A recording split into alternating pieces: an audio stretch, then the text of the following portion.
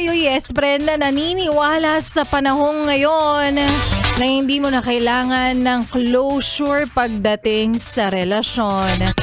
Ang kailangan na po natin kapag ganitong natanda na, cashback at free shipping. Laika Barista pa rin, yes friend, ang iyong kasama ka, chismisan, kakwentuhan at kaututang dila rin. Excuse me. May sabi. Hanggang sa mga oras po na ito at patuloy ka pa rin nakikinig dito sa iyong solid na paboritong kabonding, ang 101.1 Yes FM. Kaya naman hayat kaway-kaway para sa iyo, yes friend, na sa mga oras na ito ay naghihintay. At sa mga oras na ito ay nag-aabang. At sa mga oras na ito ay nakikinig at nagsisettle sa relasyong walang label. Ay, wala ngang relasyon. Bakit mapatawag nating relasyon? Wala ngang label. So nananatili ka sa sitwasyong wala kang karapatan. Okay lang ba yun sa'yo? O ulitin ko, nananatili ka sa relasyon o sa sitwasyong wala kang karapatan. So gusto ko lang tanungin ulit, nag-e-enjoy ka ba? Nag-e-enjoy ka na tanggap mong hindi mo siya pwedeng sumbatan? Hindi mo siya pwedeng pagalitan kapag hindi ka niya nire-replyan? Yung tipong pwede kang magselos pero wala kang karapatang magreklamo. Bakit? So na-e-enjoy mo yan. Tinatanong kita, wag mong hinaan yung radyo.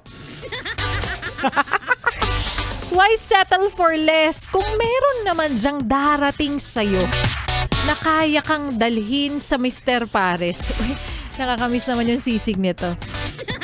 Yung kayang ibigay din sa'yo ang araw ng Martes. Araw-araw bigyan ka ng pares. At balang araw bigyan ka ng limpak-limpak na dolyares. Ay, no, para bang totoo, Bia? Pero seryoso, bakit natin pinipili minsan yung ganitong sitwasyon, no? Bakit natin pinipili yung sitwasyong puro konsumisyon at walang kasiguraduhan? Alam ko na. Ano ngayon sabi mo? Nacha-challenge ka kasi kapag bad boy?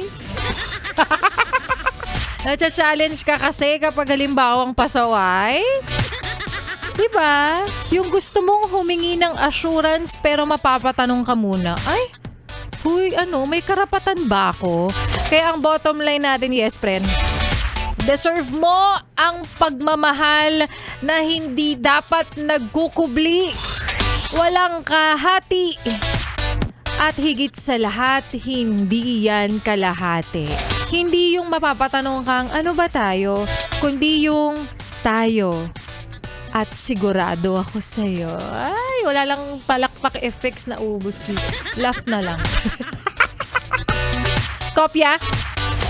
Kopyang-kopya. O siya, para sa yes friend na naniniwalang ito ang araw mo. Kaya naman, ibibigay ko na sa'yo ang 500 piso na hatid po sa atin ng Charm Fabcon Purple Eternity by ACS. Pera, pera! Pera, pera lang yan! ACS. Pera, pera! Pera, pera lang yan! ACS. Sa simpleng katanungan ko lamang kanina na talaga nga namang masasagot kahit ng grade 1. Sa larong pambata, kung ang 1 plus 1 ay Magellan, ang 2 plus 2 ay alangan namang magkamali ka pa. Lapo-lapo. Kaya naman congratulations sa ating yes friend na makakatanggap ng 500. Siya ay mula sa Bulacan, kaya heto na ang iyong pinakahihintay-hintay na 500. Congratulations to Mary Ann Santos. Mary Ann Santos, ikaw ang mag-uwi ng 500 piso. At para sa mga yes pa na natin nakikinig sa mga oras na ito, ikaw na ang susunod na mananalo. Kaya abangan mo lang yan dahil lagi ngang pinapaalala ni Laika Barista sa'yo na dapat mo lang laging alalahanin na habang may buhay, may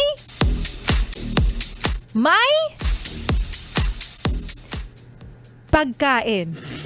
Kain ka lang 3 beses sa isang araw dahil yan ang magbibigay sa'yo ng lakas, no? Na sumali pa bukas at umasa rin na ikaw na ang susunod na mananalo ng 500 piso.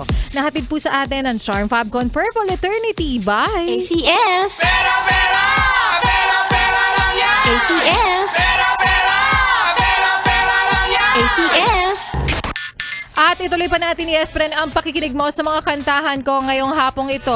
At syempre sa susunod na programa, walang iba kundi si Ganda Wanda na ang susunod nyong makakasama.